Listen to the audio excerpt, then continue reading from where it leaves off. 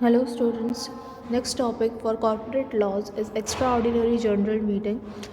Extraordinary general meeting जो रहती है एनुअल जनरल मीटिंग के अलावा कोई अगर मीटिंग की जाए कंपनी के अंदर that is known as extraordinary general meeting. Extraordinary general meeting को स्पेशल जनरल मीटिंग या फिर इमरजेंसी जनरल मीटिंग भी कहा जाता है. राइट. ईजीएम में कौन कौन लोग इंक्लूडेड हैं? ठीक है. एक्स्ट्राऑर्डिनरी जनरल मीटिंग के अंदर जनरली शेयर होल्डर्स एंड बीओडीज रहते हैं. अगर कोई अर्जेंट मैटर है जो एनुअल जनरल मीटिंग में डिस्कस नहीं हो पाया है तो एक्स्ट्राऑर्डिनरी जनरल मीटिंग या स्पेशल जनरल मीटिंग बुलानी पड़ती है. बेसिक रीजंस क्या रहते हैं ईजीएम के लिए?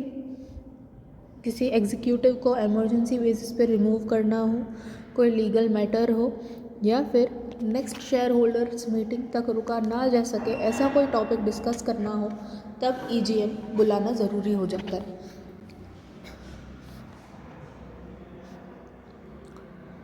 ठीक है. अब एक और डिफरेंस क्या है एनुअल जनरल मीटिंग और ईजीएम के अंदर? एजीएम और ईजीएम में बेसिक डिफरेंस ये है कि एजीएम जो है एनुअल जनरल मीटिंग वो वीकडेज पे ही बुलाई जा सकती है. राइट. लेकिन ईजीएम जो है वो नेशनल हॉलीडेज़ के दिन भी बुलाई जा सकती है. क्यों? क्योंकि ईजीएम जो है उसके अंदर अर्जेंसी का कंसिड्रेशन रहता है. किसी अर्जेंट बेसिस पे या फिर किसी अर्जेंट मैटर को डिस्कस करने के लिए ईजीएम को रखा जाता है. यहाँ पे सर्कमस्टेंसेस बताए हैं कि कौन से सर्कमस्टेंसेस में ईजीएम बुलाई जा सकती है. सबसे पहला कंसिड्रेशन है by the board.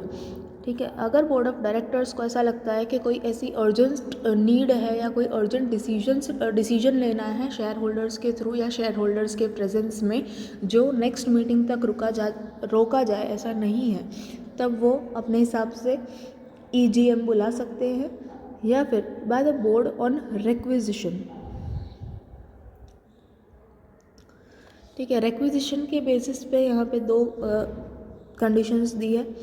In the case of a company having share capital, member of members holding not less than 1/10 of the paid up share capital of the company carrying voting rights regarding the matter of requisition.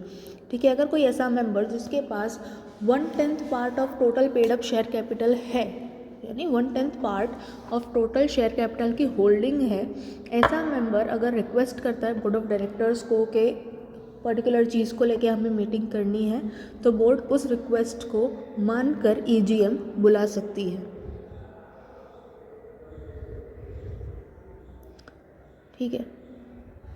Next, अगर majority basis पे share holders बोलते हैं, request करते हैं board of directors को, तभी board of directors उस चीज़ को कंसीडर कर सकता है और उस बेसिस पे ईजीएम बुला सकता है.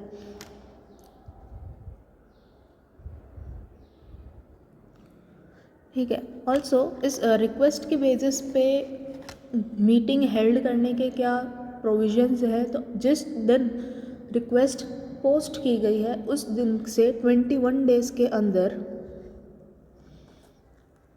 मीटिंग का काम शुरू हो जाना चाहिए. राइट. 21 to 45 डेज़ के अंदर अंदर ये मीटिंग हो जानी चाहिए. By the रिक्वेशनिस्ट्स.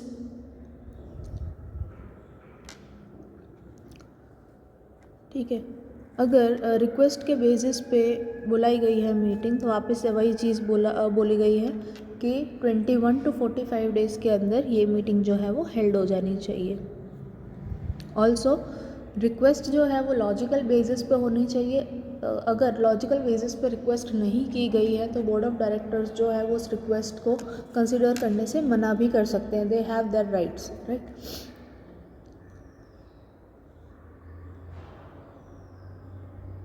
By the company law board. Company law board जो है सेक्शन 186 के अकॉर्डिंगली कंपनीज को ऑर्डर दे सकता है कि आप अपने आर्टिकल्स में चेंज करो या मेमोरेंडम ऑफ एसोसिएशन में चेंज करो या फिर any of the change to be made on the urgent basis, उसके लिए कंपनी लॉ बोर्ड जो है कंपनी को ऑर्डर दे सकता है एक्स्ट्रा ऑर्डिनरी जनरल मीटिंग बुलाने के लिए।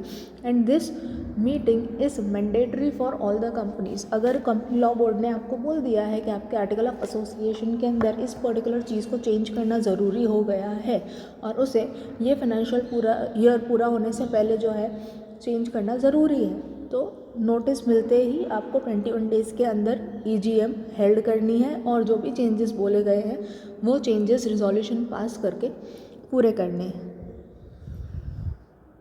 क्वोरम क्या रहता है EGM का? प्राइवेट कंपनी के केस में 2 मेंबर्स, प्राइवेट कंपनी में 2 और मैक्सिमम लिमिट यहाँ पे बोली नहीं है, और पब्लिक केस में मिनिमम 7 मेंबर्स यहाँ पे प्रेजेंट रहनी चाहिए। Next topic is of winding up. Winding up यानी कंपनी को बंद कैसे करना है, लिक्विडेट करने की प्रोसेस क्या रहती है, right. Modes of winding up हम पहले भी पढ़ चुके हैं, तो यहाँ पे वापस से देखने की ज़रूरत नहीं है। Directly skipping into voluntary winding up. Voluntary winding up में क्या है कि अगर members of the company majority में बोलते हैं कि हमें कंपनी जो है वो वाइंड अप करनी है, ठीक है, तो शेयर होल्डर्स और डायरेक्टर्स जॉइंटली तय करते हैं कि कंपनी जो है वो वाइंड अप करने के लिए फिट है या नहीं है। अगर फिट लगता है शेयर होल्डर्स और मेंबर्स को ऐसा लगता है, डायरेक्टर्स को ऐसा लगता है कि हाँ ठीक है वाइंड अप की जा सकती है कंपनी, तो उसके लिए सबसे पहले रिजोल्यूशन पास किया जाएगा। रिजोल्यूशन पास करने के साथ साथ एक पर्सनल लिक्विडेटर अपॉइंट किया जाएगा कंपनी लिक्विडेट करने के लिए, ठीक है। लिक्विडेटर जो है जो भी वैल्यूएशन रहेगा कंपनी का वो करेगा और फिर अपने हिसाब से कंपनी को वाइंड अप करवाने की प्रोसेस कर देगा। रीजंस क्या हो सकते हैं वॉलेंट्री वाइंडिंग अप के? या तो किसी पर्टिकुलर टर्म पीरियड के लिए बनाई गई थी कंपनी, वो टर्म पीरियड ख़त्म हो गया इसलिए वाइंड अप करना पड़ रहा है, या फिर कोई स्पेशल रिजोल्यूशन पास किया गया है through shareholders and board of directors, इसलिए वाइंड अप किया जा सकता है, किया जा रहा होगा, sorry. Then declaration of solvency of company, ठीक है, कंपनी को सॉल्वेंट डिक्लेयर करने का अगर काम है तभी भी किया जा सकता है। लिक्विडेटर अपॉइंट करने का नोटिस रजिस्ट्रार ने ही सीधा दे दिया है कि रजिस्ट्रार ने बोल दिया है कि लो भाई ये लिक्विडेटर आपको जो है अब कंपनी लिक्विडेट करनी है, तो ऐसे केसेस में भी कंपनी को वाइंड अप करना पड़ सकता है। क्रेडिटर्स जो हैं कंपनी के, उनके थ्रू वाइंड अप की जा रही हो कंपनी, तभी भी वॉलेंट्री वाइंडिंग अप किया जा सकता है। The procedure in a creditors voluntary winding up is based upon assumption that a company is insolvent. ठीक है, वॉलेंट्री वाइंडिंग अप करने के पीछे एक अजम्पशन ये भी लगाया जा सकता है कि कंपनी की जो है इंसॉल्वेंसी डिक्लेयर हो गई हो या फिर वो इंसॉल्वेंट होने के कगार पे पहुंच गई हो। This was the voluntary winding up. अब वॉलेंट्री वाइंडिंग अप के टाइम पे अगर किसी को ऐसा लगता है, किसी शेयर होल्डर को या किसी मेंबर ऑफ द कंपनी को ऐसा लगता है कि नहीं ये वाइंडिंग अप की प्रोसेस जो है वो सही तरीके से नहीं की गई है, या फिर इसके अंदर जो है मिसरिप्रेजेंटेशन है, या फिर कोऑर्जन से ज़ोर ज़बरदस्ती से कोई रिजोल्यूशन पास किया गया है, ऐसे केसेस में वो शेयर होल्डर, मेंबर या director of the company court के पास अपील कर सकता है दैट ये वॉलेंट्री बाइंडिंग अप जो है इसके अंदर कुछ ना कुछ फॉल्ट है, ये सही तरीके से नहीं हो रहा है। अगर कोर्ट मान लेती है उसकी बात, प्रूव करने में सफल रहता है वो पर्टिकुलर पर्सन कि भाई हाँ ये बाइंडिंग अप सही तरीके से नहीं हुआ है, तो कोर्ट इंटरवीन करेगी बीच में, कोर्ट अपने तरीके से लिक्विडेशन करवाएगी। लिक्विडेशन करवाने के लिए सबसे बेसिक थिंग कोर्ट क्या करेगी, जो private liquidator voluntary winding up के टाइम पे उन्होंने अपॉइंट किया था उसे रिमूव करके कोर्ट अपने तरफ से एक लिक्विडेटर भेजेगी और उसी लिक्विडेटर के सुपरविजन के अंडर पूरा का पूरा वाइंडिंग अप होना चाहिए। And this is how the winding up under supervision of court goes. Done for the day. Next topic shall be discussed on the next video.